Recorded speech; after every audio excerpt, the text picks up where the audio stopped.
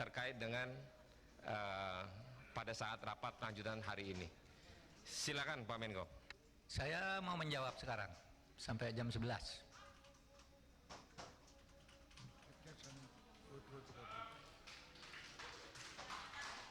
Ya, jawab aja langsung. Nah, Apa ya? kalau Pak Menko bersedia, teman-teman bagaimana? Oke.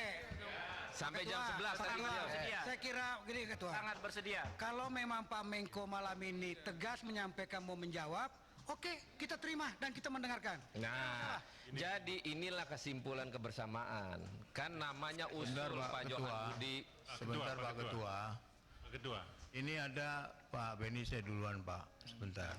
Dan ini ada 24 penanya Pak, yang tentu satu-satu ingin dijawab. Dan Pak Mahfud tadi kita sudah mendengar bahwa beliau hanya bisa sampai jam 11 Pak ya, 11 malam. Ya kalau memang Pak Mahfud sampai jam 11 ya kita persilahkan. Tapi kita tunggu dulu Pak sampai jam 11 apakah jawaban yang disampaikan oleh Pak Mahfud MD sudah cukup ataukah tidak buat Komisi 3. Ya, Kalau tidak cukup maka rapat ini akan kita lanjutkan. Iya, nggak apa-apa. Jadi Ya, Pak itu, Johan, Pak. Terima kasih. usulannya bagus. Kita kan mengatakan tadi bahwa apakah ini berkelanjutan rapat apapun nanti selesainya Pak Menko bicara. Nah, makanya tadi minta persetujuan teman-teman. Dan Pak Menko berharap menjawab sampai jam 11. Selesai nggak selesai jam 11 kita tutup untuk lanjutin rapat setelahnya. Pak Menko, silakan. Terima kasih. Baik, terima kasih. Saudara, pertanyaannya banyak tapi hampir sama sih. Itu aja saya kira tidak cukup lah kalau sampai jam 11 insya Allah. Meskipun kalau saudara ingin mentanya lagi dari situ ya bisa ditunda rapatnya. Saudara, saya ingin klarifikasi dua hal dulu.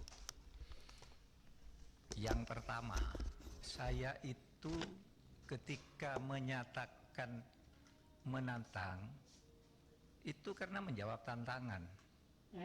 Saya enggak pernah, ini mulanya begini, kan di Twitter saya itu di capture pernyataan Pak Beni Harman. Ada Pak Beni Harman itu di Detik itu bicara begini, jam 4.21 Detik.com jam 4.21 tanggal 26.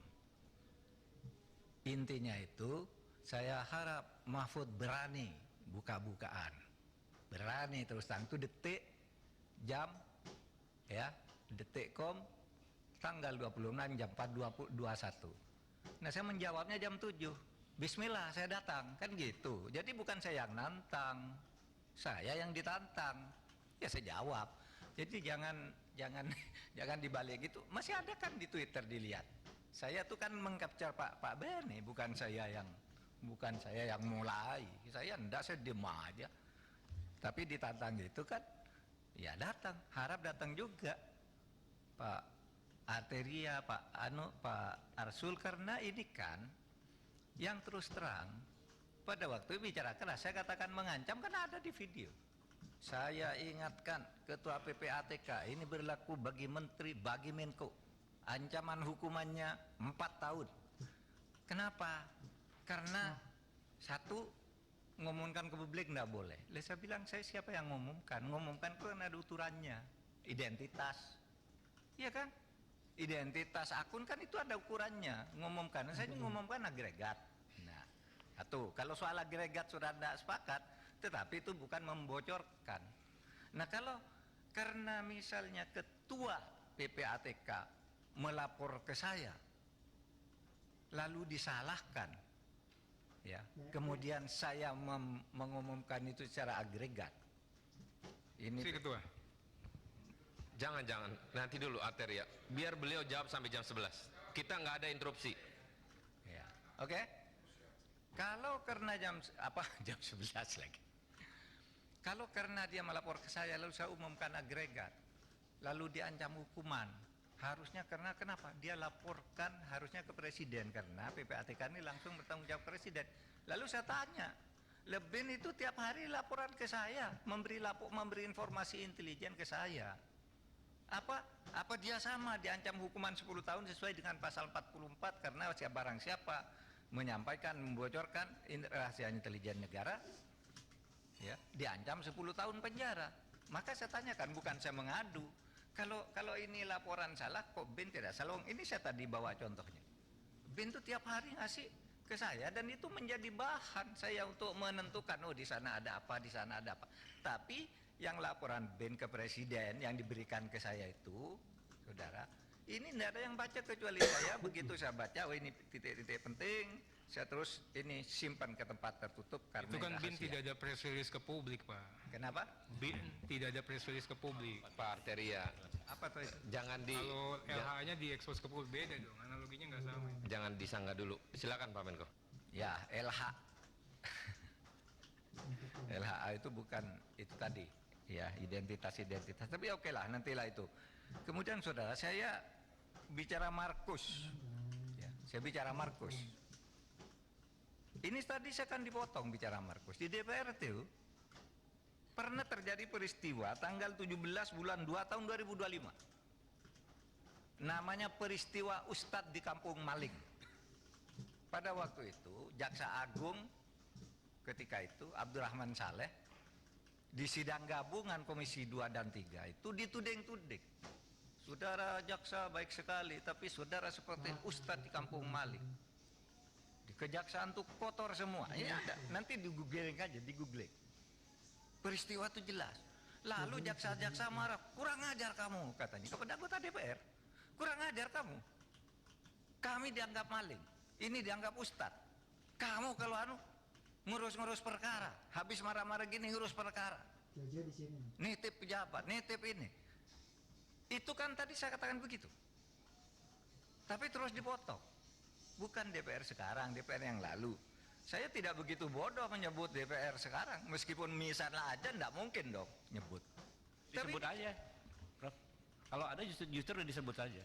Kenapa? Kalau ada terus disebut. Enggak, begitu bodohnya saya nyebut orang. Jadi perkara juga. Sudahlah, nanti kan ada aparat penegak hukum. Saya sahabat tadi kan saya bilang, dulu bahkan saya nyebut Pak Beni mungkin waktu itu ada karena waktu itu sidang gabungan Komisi 2 ke Komisi 3. Pak Jaksa Agung dituding-tuding. Wah, kejaksaan Pak Abdurrahman Saleh itu ustadz di Kampung Maling gitu loh. Lalu ribut. Siapa yang ribut tuh? Ahmad Lasso. Ya, Ahmad Lopah. Lasso ya? Iya kan? Yang berdiri waktu itu. Kurang ajar kamu. Bisanya nitip perkara di sini marah-marah. Lalu ada kepala kejaksaan tinggi hati, cabut sekarang juga. Lalu itu jejak digitalnya masih ada, saudara. Jejak digitalnya masih ada. Makanya saya memberi ilustrasi hati-hati. Gitu, hati-hati. Gitu. Oleh sebab itu saya tidak akan cabut. Pak Ketua, boleh saya induk. Ini penting ini Pak. Pak Beni, Silakan, Beni, silakan. entar dulu Pak Beni. Kita mendengarkan ini waktunya mepet. Bukan enggak apa-apa. Ini Jangan, udah nanti dulu Pak Beni. Oke, Biar sekarang selesai saya jawab, dulu. Sekarang saya jawab materinya. Pak Enggak gini Ketua. teman-teman, kan tadi kan sepakatnya bila dijawab untuk diselesaikan dulu. Kan kita masih panjang rapatnya. Masih ada hari esok Pak Beni. Biar konteksnya nyambung aja, baik-baik kita ngomong. Enggak, Tonnya begini, rendah. kalau nanti Tonnya rendah. selalu debat, Enggak nggak debat. akan pernah ketemu Pak. Tonnya rendah. Pak Mahfud tonnya Interupsi, Ketua. rendah yang penting. Kalau dalam keadaan seperti ini persidangannya, Pak Ketua, izin kembali kepada tatib yang ada. Apa kata tatibnya di sini, maka itu kita jalankan. Silakan baca Pak Beni apa tatibnya, silakan. Ada. Ada. Silakan. Interupsi itu hak. Manakala nama disebut. Kan gitu Pak. Jadi, saya mau luruskan. Jadi pada saat itu saya ada. Kalau Prof Mahfud masih ingat, saya yang menyampaikan Ustadz di Kampung Maling. Sudah itu disambung oleh Anhar Nasution. Ketika Anhar ngomong gitu, jaksa-jaksa pada naik pitam. Waktu itu saya masih ingat betul disampaikan, kalau Anda yang ngomong saya tahu, tapi kalau yang ini yang ngomong, kami tidak terima karena apa? Ya itu tadi yang disampaikan oleh Prof. Mahfud. Saya ceritakan apa adanya. Jadi bukan mau kemak-kemak supaya jangan ada miskomunikasi. Yang kedua Bapak Ketua Pak Mahfud, mungkin yang tadi soal itu adalah statement Pak Menko tidak dalam konteksnya. Ini yang jadi soal. Jadi ketika Pak Menko mengatakan anggota DPR banyak jadi magus, memang sangat sensitif. Jadi maklum saja kalau kemudian banyak reaksi begitu. Jadi kalau tidak dijelaskan dalam konteks, ini kan potong-potong Pak. Ini saja di Twitter aja dipotong-potong. Banyak anggota DPR jadi magus kata Pak Mahfud. Ini kan jadi tidak itu saja Iya, Pak, oke. Jadi supaya kita tidak ada. Terima kasih banyak. Kalau judul berita Pak, saya aja digambar di borgol Mahfud ditangkap KPK, apalagi cuma judul kayak gitulah, tiap hari ada judul-judul. Ya, baik. Terima kasih. Jadi mohon dimaklumi, saya tidak bisa mencabut pernyataan itu karena sejak tadi saya bilang dulu pengalaman saya sama Pak Beni kan gitu, tadi saya bilang lalu dipotong, nggak boleh sebut sekarang, gimana? Gitu. Maka saya bilang kalau interupsi terus ya nggak bisa dong. Gitu. Baik, saya sekarang masuk ke materinya, sama aja kok materinya. Bapak sekalian, beberapa sebulan lalu ketika ada acara 1 Abad NU di Sidoarjo itu, saya diajak pulang bersama oleh Presiden satu pesawat dari Surabaya. Karena apa? Membahas indeks persepsi korupsi. Presiden pada waktu itu agak marah. Kenapa indeks persepsi korupsi kita tuh turun dari 38 menjadi 34. Saya lapor ke Presiden, saya sudah ngundang Transparansi Internasional. Saya sudah ngundang Litbang Kompas, saya sudah ngundang partnership, minta data kenapa ini turun. Saudara apa turun? Itu kita yang turun itu di bidang pelayanan publik dan terutama korupsi di bea cukai dan perpajakan. Clear itu penjelasannya. Yang kedua, facilitation payment. Di dalam pelayanan publik di berbagai tempat itu, orang sekarang Pak bayar, mau naik pangkat bayar ke siapa, kalau tidak punya channel itu tidak bisa. Itu transparansi internasional. Sehingga saya katakan Bapak Presiden, ini masalahnya yang paling besar itu ada di situ. Lalu korupsi di mana lagi? Maaf, di DPR. Baca aja di situ. Kenapa? Wah, di situ transaksi berbagai urusan juga banyak di situ, karena banyak yang berfungsi ganda, punya profesi di luar, jadi anggota DPR. Untuk menghidupkan profesi luarnya, menggunakan kedudukannya sebagai anggota DPR. Itu clear. Saudara kalau tidak percaya undang saja Transparansi Indonesia. Gitu. Nah, itulah sebabnya saya itu sejak itu lalu ini pajak dan bea cukai ini masalah. Sehingga kalau saya kok punya latar begitu ada kasus Alun, lalu tiba-tiba mula-mula ditetapkan apa nih? Pasal 351. Loh, kok pasal 351? Saya nengok anaknya.